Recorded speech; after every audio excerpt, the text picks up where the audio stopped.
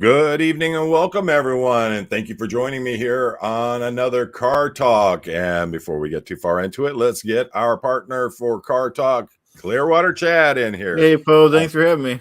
Thank you. Yeah, we almost went right past the start time. We were sitting there talking about, just guy talk, just stupid stuff. And before we even knew it, we almost went right past the opening. So I looked up and it said 2 seconds. Ooh. So yeah, we got let's see who all we got in here. We got Grand Theft Hoopty, we got Jennifer M, Daniel Sander. I saw that Nasty Nathaniel was in there. You got no name.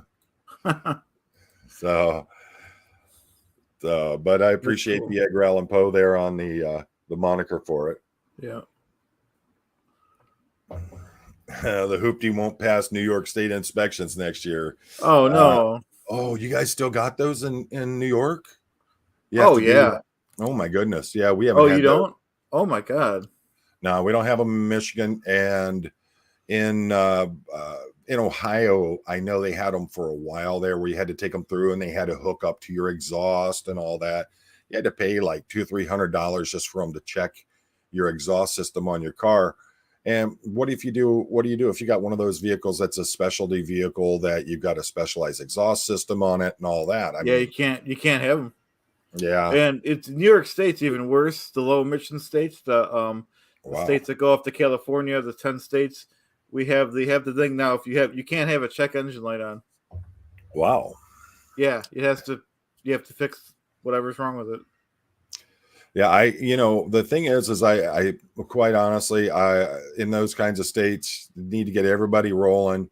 I think the best thing to do is start a campaign to legalize marijuana, and then throw in the last thing of it that is illegal for the state to hold mandatory inspections on vehicles. That way you can pass it through easier. So let's see. Yeah. Let's see. California, we have to do smog every few years. Wow. You guys got enough smog as it is. But something I find really interesting, a friend of mine who's part of the Monster Jam community, he's got a rig that he hauls his trucks with. It's a semi. And what he did was he went out and he bought an old cab over. And if you don't know what that is, it's the blunt nose semis that just look like a box. And put it on a modern chassis with all the upgraded equipment and everything. And this thing could pass the California emissions, but because of the age and everything, they wouldn't even let him enter the state of California with it. So, wow. Yeah, he actually lost like a month's worth of bookings for his truck because of that. And he just doesn't do anything that puts him back in California anymore. So Chad, what do you think about when you hear about police cars being up for auction? I agree with the heading, in my opinion, to not buy them, because these cars, in my opinion, not every single one, but they run for literally 8 hours with either idling or driving, and that's very hard on the car. Plus, like you said, the pursuits or the regular driving all day, minus breaks and lunches, is very hard on a vehicle.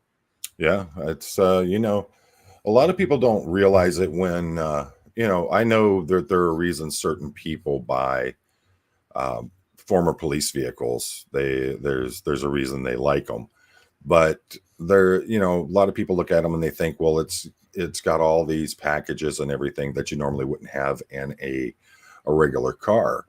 And for them, they're thinking there's all these crazy things. And the best way I can describe it is there's a video clip that I'm going to show you that I think pretty much explains why a lot of people really want to have a former police car. Mm-hmm. You don't like it? No, I don't like it.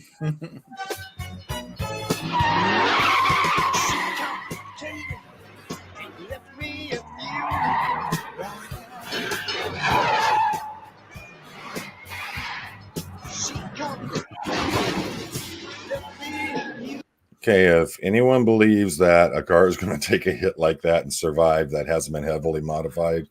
Car's got a lot of pickup. Motor, of 440 cubic inch plant. It's got cop tires, cop suspension, cop shocks. It's a model made before catalytic converters, so it'll run good on regular gas. What do you say? Is it the new Bluesmobile or what? Fix the cigarette lighter. No, but that's Hey everyone. I don't know where Poe is. That's a great clip. I'm gonna have to watch that Blue show again. Am I right? You guys know I'm right. You guys know I did it. I guess Clearwater Chad's running the show, and that's okay with Chad, and that's okay with you guys. Hey, Daddy Warbucks, great to see you. I haven't seen you for a while. sorry about that. My computer just went nuts on me. So okay. No problem. let's see. Looking, were you getting through some of those chats in there? Oh, I did my regular intro. Oh, here's a good one from Grand Theft Hoopty. How do you feel about buying cars from a government seized auction? What do you think?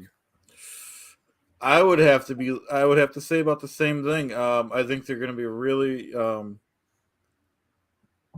cars that were really worked hard. So a seized auction, I'm going to say, is from former maybe like drug dealers and stuff. I think generally what you're going to see is they're seized vehicles, and so what they're doing is they, what's the major reason that vehicles are seized? So here's one thing I've always thought about it is you're driving down the road in this car you bought from a government seizure auction, and the person who had it seized by the police sees you driving it down the road. Oh wow. Yeah. Or think about this. You buy this vehicle, it wasn't properly gone through by the agency. It was forfeited and just put on the block. You get pulled over, they bring a drug dog around. Mm-hmm. Yeah. Yep. So yeah, it's a lot of there's a lot of interesting things with that. And my goodness, I know people, I'm just looking for a good deal. Well, he just bought Tony Montoya's Cadillac, and he got it taken from him in a traffic stop. So I don't think he's going to be real happy seeing you out and about in it. So that's true. There's just so much. And then, like you said, how hard has that vehicle been ridden? And, who was it? Let's see here. Someone had put it in there we go, Jennifer. Driven hard and put down wet. That's the crazy thing about it is with those kinds of vehicles, you don't know what you're getting. It's like I would never buy a vehicle from, say, Hertz or Enterprise or any of those, because I know how people treat rental cars. I mean, I can't tell you how many of them I pulled over as a police officer. You pull them over, they're speeding, they're doing everything in the world they can with these cars, and next thing you know, you find out it's a rental car. And so that's why I would never buy from one of those things or from an auction like that. Let's see. I love old school stunts. They usually required a lot of ingenuity before they had special effects. Yeah. And that's where a lot of, new things with special effects and things like that came into play, was because they were doing these stunts. They didn't have all of the high end stuff that we have nowadays. And you watch the old Burt Reynolds movies from back in the 70s and the 80s, and here it is, they're taking these cars, they're doing these huge jumps with these cars, and it's not CG. They're not on a crane, they're not on a line or anything like that.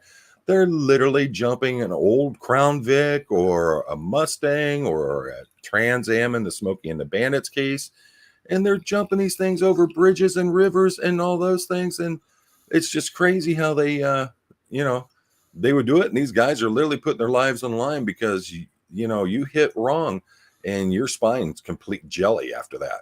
I don't know how many stuntmen that are permanently paralyzed because they were doing these stunts back in the day. But yeah, they were a lot crazier because you got to see, you saw the stuff that you never thought would happen. I mean, even with the Dukes of Hazzard, they were doing that stuff. So yep. My favorites are the ones where you see the cars go in the water and they jump them. And as the car goes in the air, you're seeing a shot from underneath of it, and you realize there's no engine, there's no transmission, there's no gas tank. You're like, that just ruined all of it for me. Jennifer, if you look right by, is that the microphone in front of you, Chad? Or is that a fan? Oh yeah, microphone. I finally bought a cheap microphone. Oh, okay. And Jennifer, if you look right behind that microphone, in between Chad and the microphone, that's where little Chad is. I brought him out after I seen the comment. Let's see. The worst shooting in Canada was done by a guy who impersonated an officer. He had it all the way down to restoring an old auction police vehicle. I can't tell you how many times I've seen people in former police cars tailgating other people, doing things they shouldn't, as I was talking about in the impersonators live stream I did the other night. There's a young man who lived in the city where I retired from initially, who went to jail for being a police impersonator. And he was driving an old SUV that was an old Tahoe that was a police car that he had purchased at an auction or something like that. And I think they pretty much all have to go through auctions nowadays. Wow. But he bought it at the auction. And next thing you know, he's out doing that kind of stuff. And you see him all the time. I'm going to pull up a website here. You see him all the time doing that. It's amazing to me. Let's see. There we go. Yeah, I'm just looking right now. There's websites you can go to that have actual police vehicles for auction right now, and it's amazing the prices that they're going for, and people are just buying them up left and right. I know that there's a lot of folks that are buying the old Chargers, the old police Chargers, because they love those. They're the new Chargers that are the new model Chargers that are out, but they're a few years old. And that's because those things are they're the fastest grease lightning. But when you start looking into it, is it really that good of a deal to begin with? And that's something you got to take into account, because I know from over 30 years behind the badge, being out there every day on the road, that these cars are beat half to death. And it's like you were saying, but the difference is in a lot of departments, those cars aren't just running 8 hours a day. They're running 24 hours a day. Oh, I didn't even think of that. Yeah, you pull in at the end of your shift, grab all your gear out. The next person comes in, gets in that car, and hopefully they're going around, they're checking everything the way they're supposed to. They're going to leave out and they're going to go and get it fueled up. And then they're going right out on the road. And let's see, hey, Mandy. And if you all don't know, Mandy is the purveyor of these awesome ornaments that she's making. I believe they're hand stitched. If you look behind me, we have the SPTV. And on this side, we have the Team Mic hanging from under my guitars back there. They look awesome. And the Team Mic ones, the money goes right to Mike Render and helping out with his what's going on with him now. Mandy, I lucked out with the cop car I bought at an auction. It was a great bit. That's not the case normally. And that's exactly right. One of the things, Gary, are you honestly asking me what a Charger is? My. Give me 1 second. Let's see here. We'll find a nice, pretty picture for you. And those things, boy, they run like a scalded dog. Trying to get one of the newer. Oh, that's a 2023. That's pretty nice. And what I'm going to do is I'm going to put it up next to an image of one up with a Dodge Challenger. I personally am a bigger fan of the Challenger than I am the Charger, but I like the way that the Challenger is more of a throwback kind of look. But if you take a look here, the car on the left side, the white four-door there with the black hood, that is the Dodge Charger. Very prevalent in law enforcement as a patrol vehicle. They come in rear-wheel drive and all-wheel drive, if I remember correctly. Very, very, very fast cars. And beside of it, you have the Dodge Challenger, which came out, what was that, about 10 years ago they came out with that, Chad? I believe so. And it's a throwback of the old styling Dodge that was out there, that made Dodge so popular. But they're fast. Oh my goodness, they are fast. And they have some upgraded models. I know one of them's called the Demon, one of them's called a Hellcat. I don't know what the rest of them are, but man, oh man, those are some fast cars. And it's hilarious. They're if you watch out of Arkansas, which for some reason Arkansas seems to be the ground zero of police chases nowadays, they're you get these folks out there with those souped up Chargers, souped up Challengers, and they run from the police, and the police Challengers are running them down like nobody's business. And I'm going to be doing a live stream about the pit maneuvers and all that. And you look and you see these guys in these Chargers from Arkansas, even the SUV models. My goodness, they got them that are just hawking down people, and they pitting them right out of the road. It's crazy. Vanishing Point movie. I don't remember that, Brock. Oh yeah, Jennifer. I had a 2012 300. And my goodness, was you talk about, that was bougie as bougie could be. That was I loved that car. It was great. I got to say, my BMW X3 was the only car I'd ever driven that was a better feeling car than the Chrysler 300 that I had. Let's see here. Challenger is in my top 3 Dodges. And that's the thing, is I'm a truck guy. I love my pick 'em up trucks, but yeah, I'd take one of them Challengers in a heartbeat. Oh yeah, it's good stuff. Chad, what now, you any thoughts on the Challengers, Chargers, or 300s? I do like the way the 300s look also. Let's see here. I'm trying to find something. They're Go ahead. I've always liked the old Chrysler cars. Yeah, I love old Chryslers. Well, I've said it before. I had the 69 Charger. That was my first car, and I absolutely loved that. Let me see if I could find. I know I'd posted a picture of one before. Now mine, when I got it, it was that baby poop green that they sold back then, and they're perfect. So that's what I had. Mine was the baby poop green. Oh, okay. But you know what? All I could think about was, that's a General Lee right there. Yeah, I love those. Yeah, I love that car. Nothing against the GMs and the Fords, but it just, there was less of the Chrysler Dodges. It seemed like that. And another thing is it seemed like GM and Ford with the Mustang and the Camaro and the Trans Am were going smaller and smaller in body size, and Chrysler came out with that Charger, and Lord, yeah, they doubled down on it. Yep. Oh my goodness, it's a big beefy car. Not so good. It was great on the straightaways, but it was no good on the if you had to do turns, corners and turns and all that. That back end wanted to chase up the front end real quick.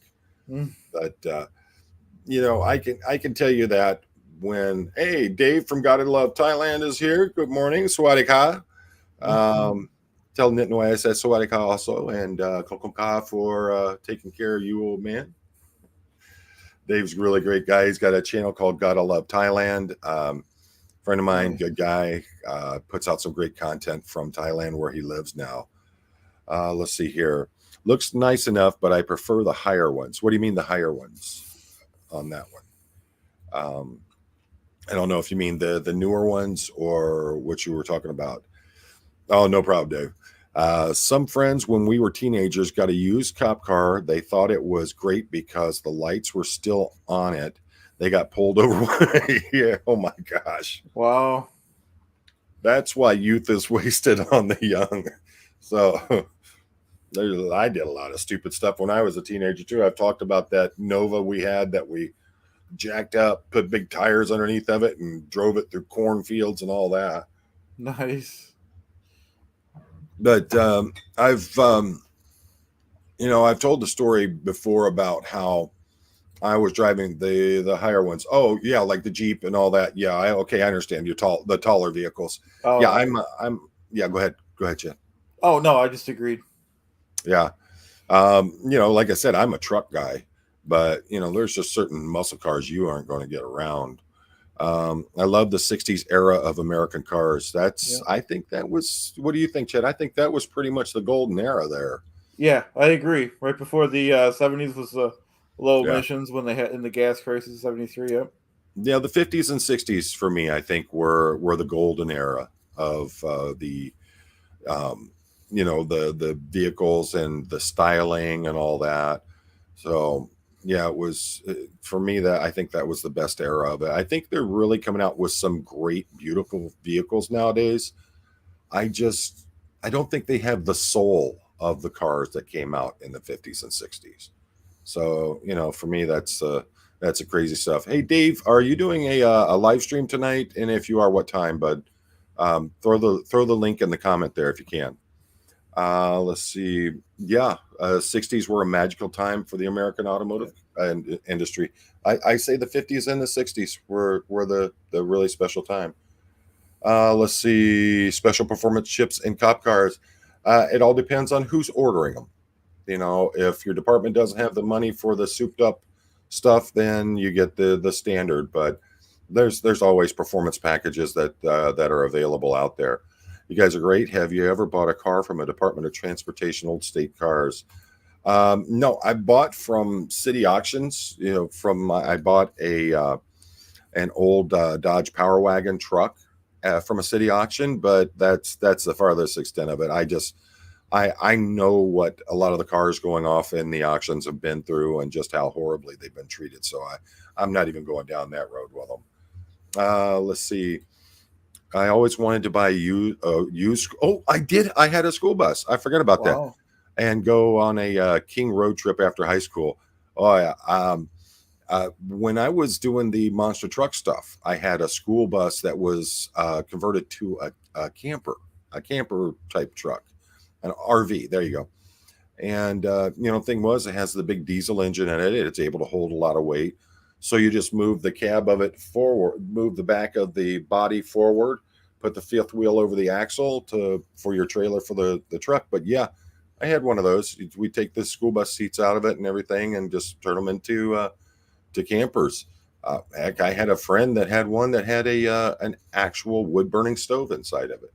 Wow. Yeah. Now, you talk about that place would turn into an my oven. God. Yeah. Wow. And he had what he did was he went in and he covered all the windows, and then he floors, walls, and ceiling he covered with indoor outdoor carpeting. And it was the stuff where if he got dirty, he'd go in with a water hose and spray it out. But the thing is that carpeting put so much insulation in there that thing literally turned into an oven after no time. So let's see here. Nice. Interesting, you can drive a school bus with a normal license in Canada, at least if you remove all but I think 5 seats. That's interesting. I honestly, with the school buses I see people buying here, they take all the seats out, they turn them into campers anyway, and they get them retitled as, they get them relicensed as campers, so they don't worry about that stuff. When they go up for auction or sale or whatever, they're already painted over like the school district names. Did you ever know anybody that had a school bus they'd converted into a camper or anything? Not personally. It sounds really interesting though. I got a new topic for our next car talk. Okay. Is the camper conversions, the stealth camper conversions that are out there. And folks, if you've never seen those, people take school buses, U-Haul trucks, the box trucks, those kinds of things, turn them into campers, and no one knows they're campers. Wow. Yeah, it's like the tiny house movement, but mobile. and they keep them so they on the outside they look like they're ratted out and everything. They just look like they're old rusted vehicles and stuff like that. And then they turn around and on the inside you look in and it's like Taj Mahal. So how's that sound to you? You want to do I do like that idea. Yeah. okay, excellent. We'll do the as next you know. Yep. Because you have, not that I was going to buy one, but because they're so expensive. But I've looked into RVs. I love them, but they're so expensive. We've had a couple. We've had a couple of them, and to be honest with you, our favorite that we ever had, we had something that was called a hybrid, and it was a tow behind camper. The main body of it was like your standard camper. It was solid walls and everything like that.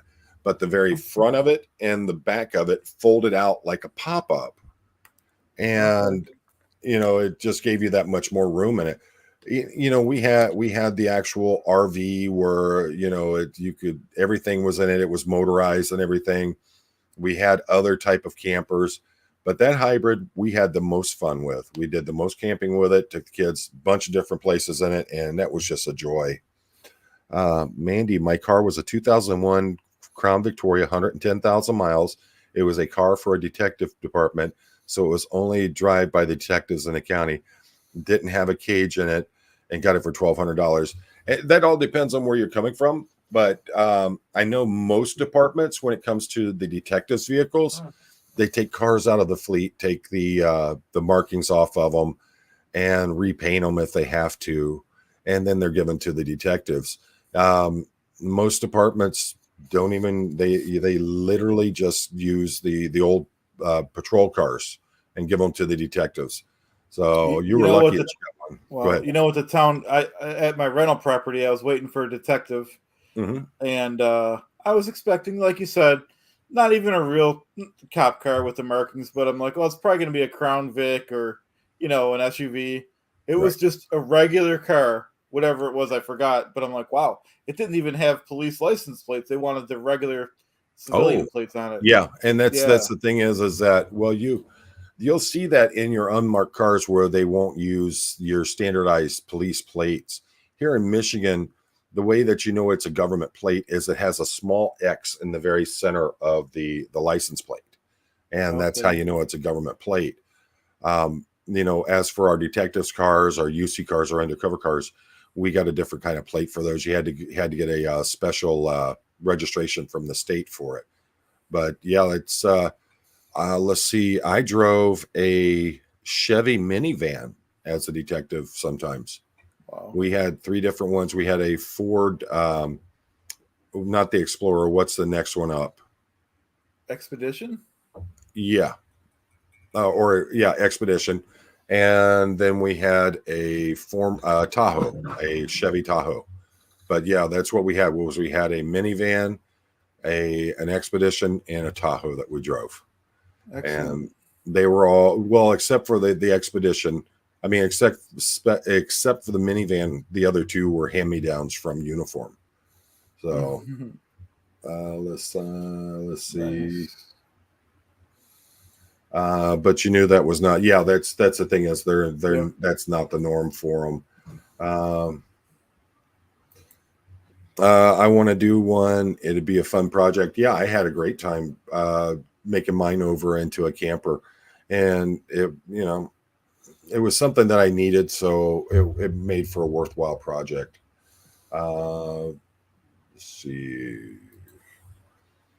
John, ever heard of Dave Taylor? I've heard the name. I don't know where I know it from.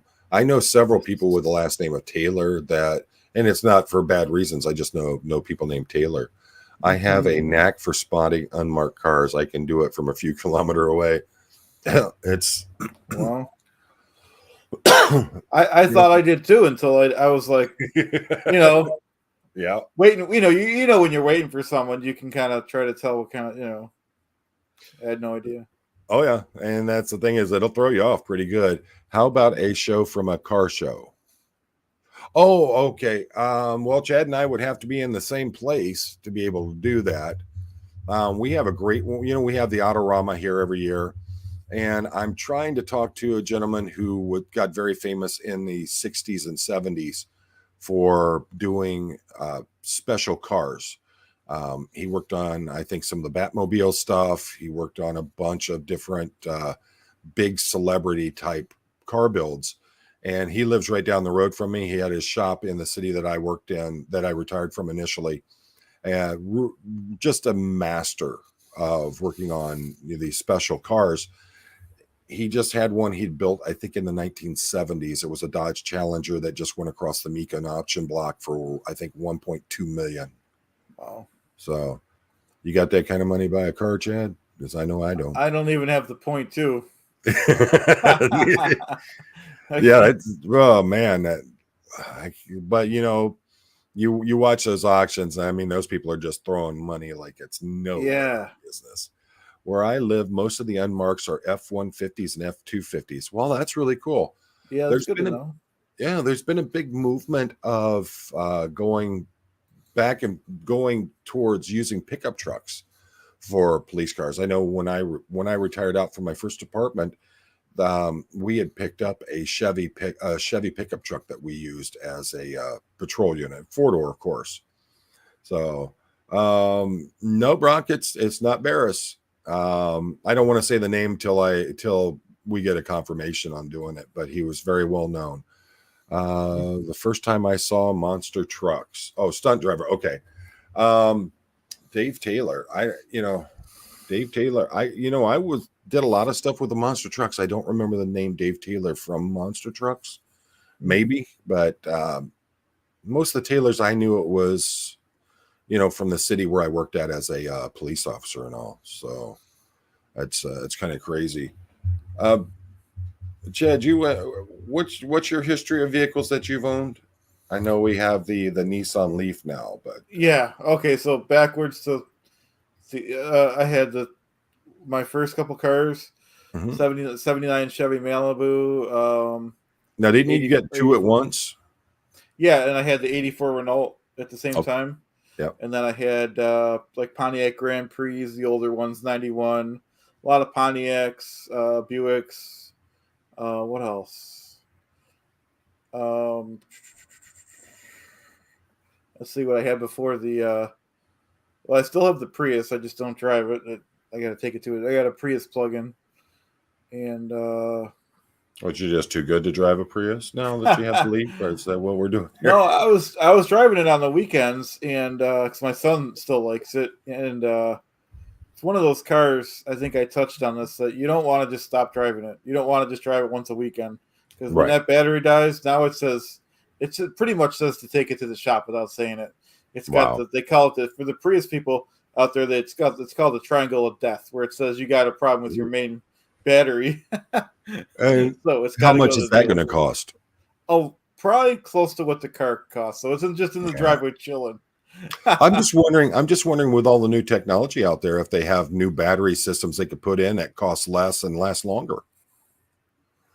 The more electric vehicles that are out there on the road, the more you're seeing a lot of technology improved with the batteries. They're lighter, smaller packages, and they last longer than the originals did. So might want to look into that.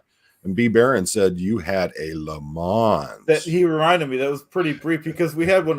My mother had a 1970 Le Mans that my parents bought brand new in 1970. So we wanted to, one came up pretty cheap, but it was just not realistic to keep it around. When I think about buying used police cars, I would be interested in buying a used police car about the same time I'd be interested in buying a former hearse. I got no interest in it. Yeah, no, same here. I got a buddy that he bought a hearse that he don't ask me why, but he bought a hearse because he thought it would be cool. And the smell in that thing, you could never get out of it. No matter what he did, you could not get that smell out of that car. I refused to ride in it. But my goodness. And that thing was so daggone heavy. You'd think that it would, have some good power because it's got to have something to move that weight around. No, that thing was not fast at all. Oh, He ended up wrecking it out, trying to race somebody with it. And my goodness. Let's see, Daniel Sander. What do you think of the new Ford Bronco, Chad? I mean, it looks nice in my opinion. I don't understand why those cars have to cost so much darn money, though. Do you, Poe?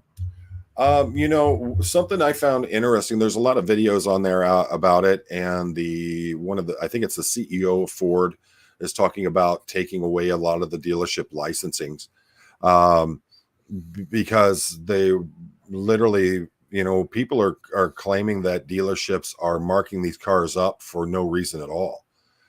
It originally started with the chips that weren't available and things like that. And I saw a video of a guy who retired from a dealership, went to that same dealership to buy his new Ford Bronco. They gave him a price on it. They show up to pick it up, and that's when they're informed, oh, you also have to pay for something like a market cap or something like that. They added another $10,000 to the price of the car for no reason at all other than we can do it.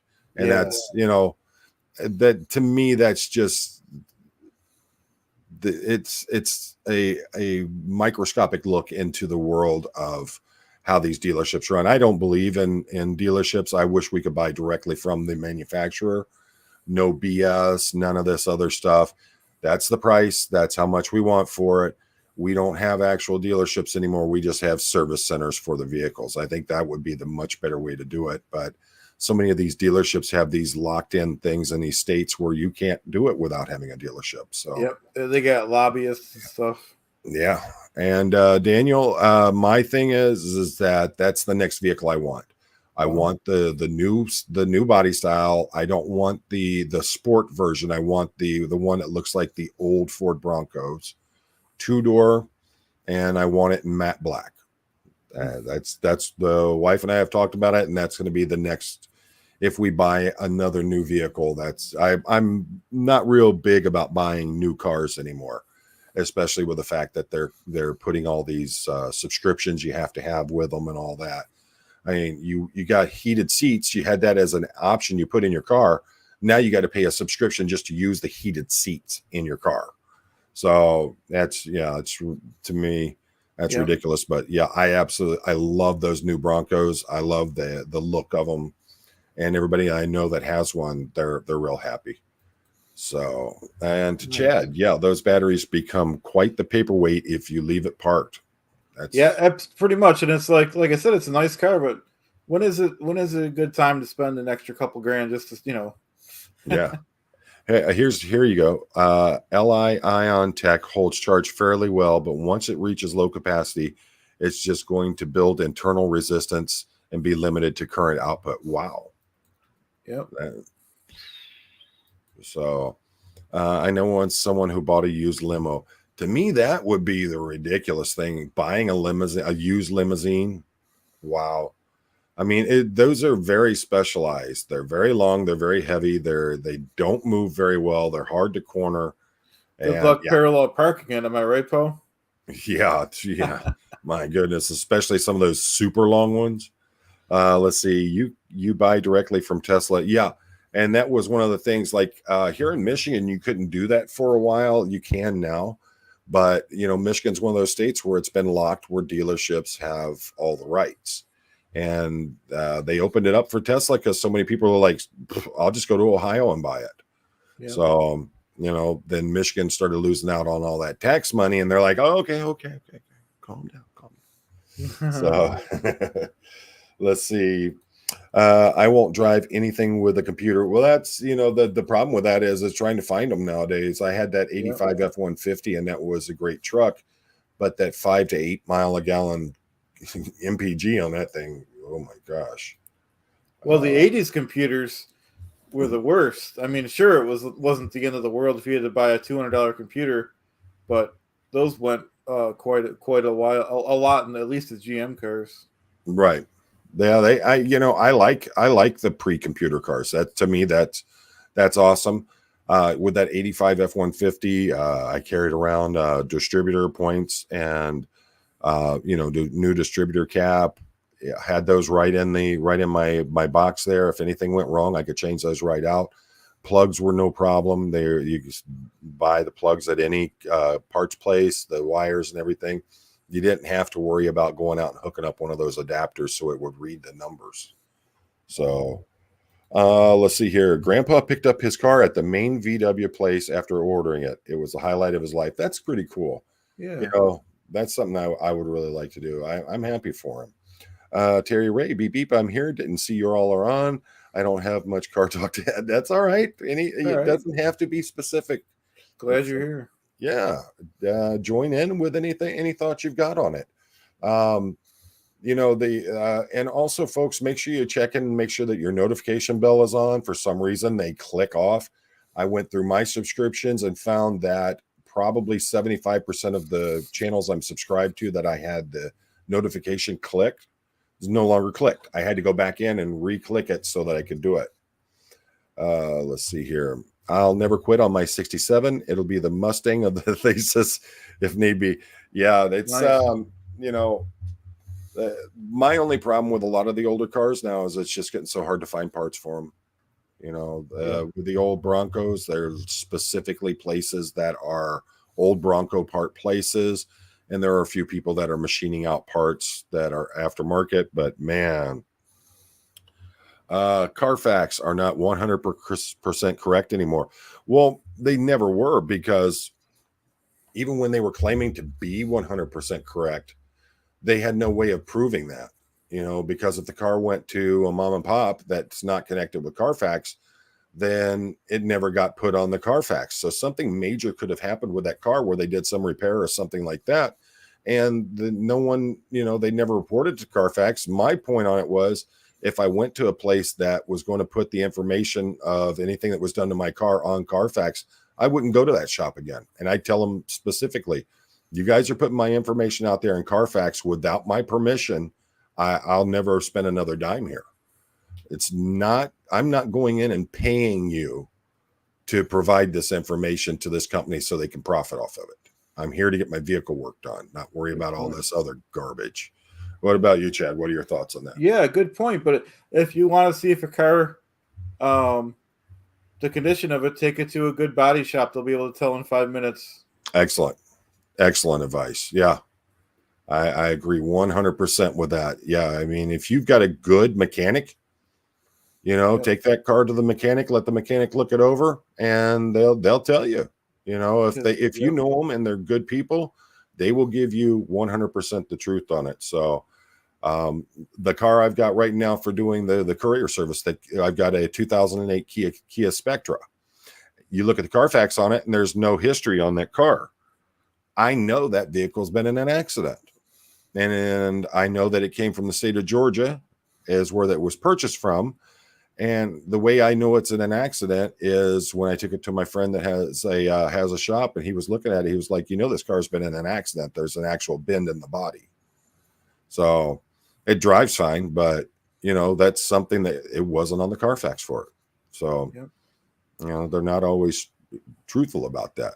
And that's what gets us to the police cars, is if your department, like ours, has a mechanic that works directly for the department, they're not putting information in Carfax about those cars.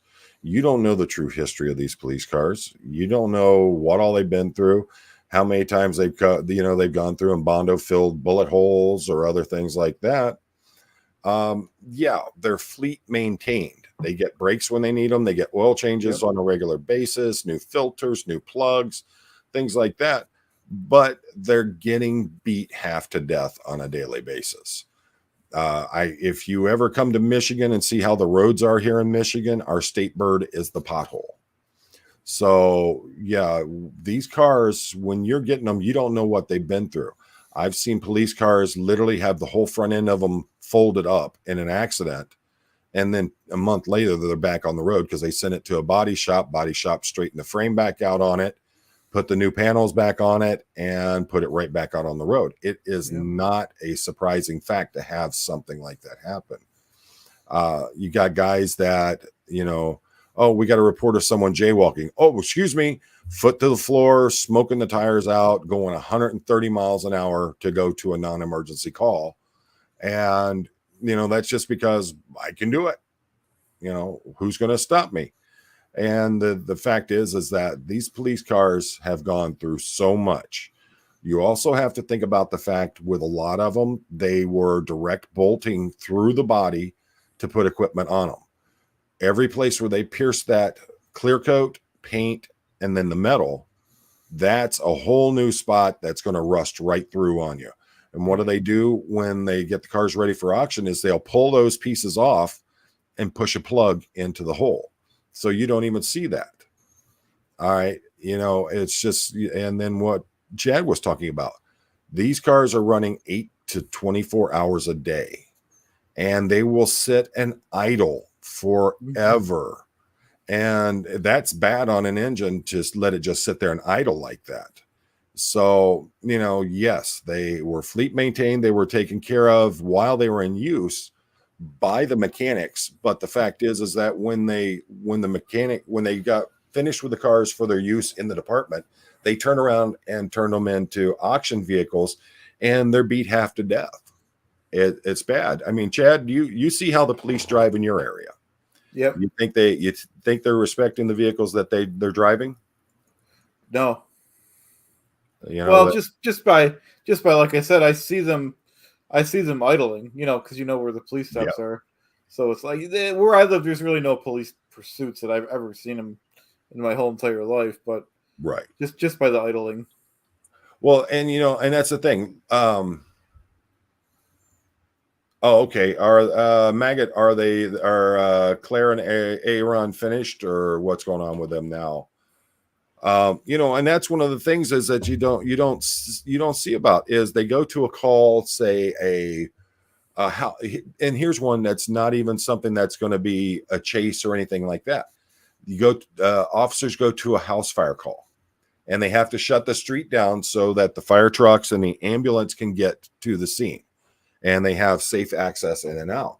But that car sits there and idles for 4 hours straight. The kind of wear that is putting on that engine just sitting there idling like that is ridiculous. Yep. Now think about things like Claire and Amy are still going strong. Okay. Think about the things they're adding to them, the cage setups that they're putting in there, that they're bolting straight through the floor. Yep. There are certain things that they dummy rig so that they aren't setting things off. Like I know a lot of departments will set their cars up so that the daytime driving lights don't come on. And that's specific because as you're going through a neighborhood looking for someone breaking into cars. Well, one of the things we used to do is we would go the wrong way down one-way streets with our lights out, just idling down the road, and you would catch people literally breaking into cars. That was one of the things I used to do all the time was just idle down the road and lights out and in the middle of the night and see what pops out. And that was not an uncommon thing. So, folks, when you're talking about these cars, when these guys are responding to these calls, they're using the brake and the accelerator pedals like they're on-off switches. They're going over ridiculous road work, things like that. They're beating the suspension half to death. And then they're putting these cars out there for sale as, an auction vehicle. And a lot of people want to buy them because, well, it's a former police car and they think it's fun and all that. I've seen departments that sell the cars and they take off, they don't take off all the lights. What they do is they take the lens caps off of them and then sell the cars with the lights still there. I've seen them with the consoles in the center that control the light bars and all that stuff. And those are there. So, and it's primarily you see a lot of young guys buying these things because they for them, that's a cool thing. I got an old police car. I'm scaring people on the highway and stuff like that. That also leads into what I was talking about the other night in my live stream is people impersonating police officers. And if you're driving around, you got one of those cars and you think it'd be funny, you go to pull your friend over for, just to scare the crap out of them. And you hit the lights and the lights start flashing and all that. And next thing you know, you got a real police car behind you and you get your own special set of chrome bracelets that you get to wear. That's just ridiculous stuff. I would never purchase a former police car. There's no way in the world because I looked into like the old Tahoes and things like that. And then I thought about it and how people drove them, how they took care of them. For me, it was just not something I thought was of any value to me. And I was going to spend a ton more money just keeping this thing running. So, hey, Creepy, how's it going? Good to They see you back in also, chat. Go ahead. oh, sorry to cut you off. Sorry to cut you off. Oh, you're not. They also, well, because I worked at one of my first jobs, I worked in the town's highway department, and so it'd be like similar thing. There was only 2 mechanics that did the fleet work for the whole thing. Wow. So it's like those cars did not, not cars, but I'm assuming it was the same for the local police, the same town. Yeah. And they used the cheapest oil and they ordered the cheapest gasoline. So, yeah.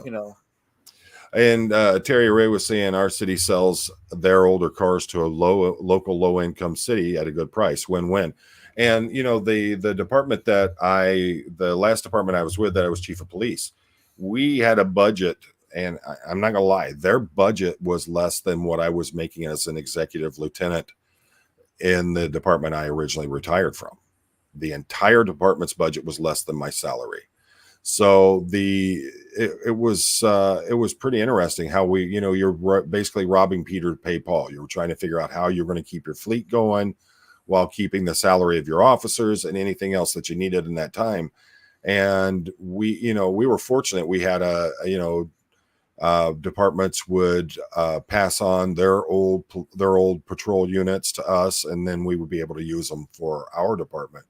But yeah, I mean that, rock and a hard place kind of thing. If that's all you got, that's what you got, but I, as a citizen, no way in the world I would buy even as a police officer, I wouldn't buy a used police car. I just think that's a money pit situation, and possibly something that could even be dangerous when you end up purchasing it. Chad, what's your thoughts? Yeah, I pretty much same deal. I wouldn't anyway. I would steer away same ways. It's a pretty, the car is pretty beat up by the time you're going to get it. You're going to spend a lot of money on it. Yeah, exactly. And you got to remember also, police models, if they buy like the Interceptor models and things like that, they don't have the standard parts that the model of civilians would buy. Parts are going to be more expensive, harder to find. And I know we had a Taurus, police Interceptor Taurus, and it was probably about 10 years old, almost impossible to find parts for. Wow. So it was a real pain in the butt. Good point, Paul. Yep. We needed a transmission for it. And the price of that transmission was so through the roof. It wasn't affordable for us. Maggot, I know I showed up super late. That's all right. So you might have already answered this, but what about cars sold at police auctions? Worth it or not? There was a point I also didn't go over. We were talking about seized vehicles, and I would never buy a asset forfeiture vehicle, like a drug seized car or something like that. There's also the cars that get impounded, and the folks either don't have the money to get them out, or just don't care. Well, you got to think about it. If a vehicle was put into the impound and never gotten out, is it really going to be worth it? Or is it going to be, like I was talking about with the former police cars, a money pit that you're constantly digging yourself out of? So that's something you got to really look at. Plus, with a lot of these auctions, you don't have the availability of having a mechanic go through them and check every inch of them out. And for me, that's a big one. I can go through and I can look at most cars nowadays, and I can see if there's things that I want or don't want, if there's damage that I see as a no-go, things like that. With these auctions, you don't get the chance to do that. So you think long and hard before you buy into something like that.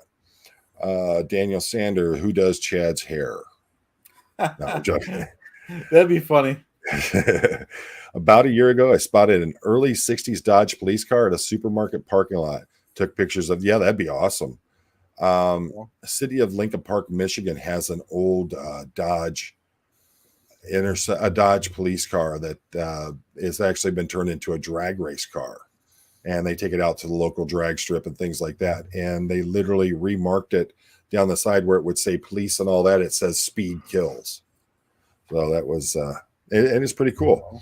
And this is in Denmark, by the way. They don't have police in Denmark. What are you talking about?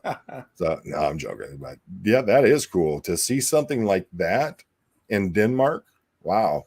I would expect to see something, Mercedes, Volkswagen, something like that. My state seems to have a deal with Volkswagen. Makes sense since they are partially. Oh, yeah. Well, yeah. I mean, that's in your country. I could see that. I find it interesting, Chad. Have you seen that over in Europe? A lot of police departments use diesel powered cars. No, I didn't know that. Yeah, they actually use diesel. A lot of them use diesel cars, and that would be primarily for their regular patrol units and things like that. For their interceptors, of course, they're going to have the petrol powered cars, but you can let a diesel idle longer Yeah. as compared to a gas vehicle. Diesel engines last a whole lot longer. My F-250 that I got it had 70,000 miles on it. I sold it with 250,000 miles on it. And the guy that bought it from me just crossed 500,000. Wow. On a 6.0 diesel engine and an F-250. So, I mean, and that's not unusual for diesels. What are your thoughts on pressing charges if you have been jumped, but injuries not life-threatening except a concussion, swelling on the head? And it's okay. It's not a problem if it's off topic. You were assaulted. You were physically assaulted. It caused you a concussion and swelling, on the head. I take it you're meaning on possible swelling on the brain. That goes beyond assault and battery. You just have to look at what your state is and what their laws are. Here in Michigan, that would be assault with intent to do great bodily harm, less than murder, or it would be aggravated assault. So, of course, I can't guarantee what a prosecutor would do, but here in Michigan, that's what kind of charges can be brought against the person that did it. And you're going to have to look at all the factors that go into that. Was it premeditated? Was it a bar fight that went too far? And I'm not saying you were in a bar. All right. I'm just giving you examples, but all those things you have to look into it when you're looking into something like that. Yeah. Definitely. I would file a police report, include your medical report, your medical paperwork with it, showing the damages that were done to you, things like that. This is all going to come down to your personal preference, how you knew the person, what went on with it, how all this came about. But I know if it was me and someone did that to me, yeah, I'd press charges. I wouldn't care if it was my brother. So sorry to hear that. Yeah. I mean, look at what it's done to Chad with that permanent brain injury he got. True. That's true. Yeah. And that was from Chaz. So yeah, you get that ice cream faster next time, won't you, buddy? So, but yeah, I mean, it happens, with that. So the big thing is if they're doing it to you, who else are they going to do it to? And next time, could they end up killing somebody? So yeah, that's why I would definitely go forward with a police report and pressing charges. True. Thanks. Absolutely. It's not left field. I mean, most of the time folks are used to me with cop talk and things like that. So it's not so left field, and I'm not trying to be mean about it or anything, but it's not left field. This is just one of the special nights where we're talking about a different topic, but that's what everybody knows me as, Chief Poe. Yep. So it's not that far left field. So don't worry about it. I've always said it. Go ahead. Sorry to cut you off, Poe, but I just want you guys to know that Poe did deputize me. So anyone causes any problems, you have to come. Clearwater Chad will be consequences. Well, your certification will become permanent once you have fully mastered Pig Latin. So all right. And all right. Once you finish that up, then we can talk about it. So 10-4, Poe. Yeah, creepy. Yep, we're homies. Let's see. I think it's a Passat type model adapted to the police statewide. The unmarked cars are usually older ones that are sturdy. Yep, exactly. Yeah, I mean, and that, you go to Japan, you see Japanese cars, the different countries you go to, except if you're in United Arab Emirates, Dubai, or Abu Dhabi, where they're driving around in Ferraris and Lamborghinis. It's a little bit different. There was a department in Ohio that was one of the richest cities in America. and they had a fleet of Mercedes police cars. I mean, talk about bougie. Not only that, they, think about what it costs to maintain those cars. When I had my BMW X3, I had the extended warranty. So everything that was on it, the lights, wipers, all that stuff was all free under the extended warranty. Cost me $3,000 for it. But when I went in and got my first brake job and I looked at the paperwork and it said that the brakes job, if I hadn't had the extended warranty, would have been $4,500. I was like, oh, thank goodness I got that extended warranty. So, and Gary, I wasn't upset or anything. Don't take it as I was. So don't worry about that. And Creepy, yes, you're welcome. That's one of the things, I always like having an open communication line in my streams and in my chats. So, if you want to talk about something, let's bring it up. The more the merrier on it. So, Chad, you got any other final thoughts about police cars and their use in private sector? No, that was a lot of fun talking about police cars, though. Yeah, they're believe me, when you first get those cars, you got that new car smell. They handle like crazy. 6 months later, they got 30,000 miles on them, and they rattle every time you go over a peanut in the road. Mm-hmm. So I see how they are. I know from first-hand account how police cars are abused. And you've all heard me tell the story about driving down the road, stopping at a red light, and the airbag going off on me because the officer that had it before me had smashed the front end underneath and had it so that the airbag went off just on the slightest jolt. So thank goodness I was stopping at a red light when it went off, because otherwise, if I'd been going down the road that happened, I had no way of seeing where I was going. No way, it could have been bad. So, all right. Well, folks, we are at the 1 hour mark. And as always, we don't want to take up your entire evening. We thank each and every one of you for being here. Appreciate each and every one of you. Chad, any final thoughts? No, just thanks for having me, Poe. It was fun. Excellent. I love doing these. I think these are a lot of fun. Me too. So, as always, folks, life is short. You get one shot at it and make it count.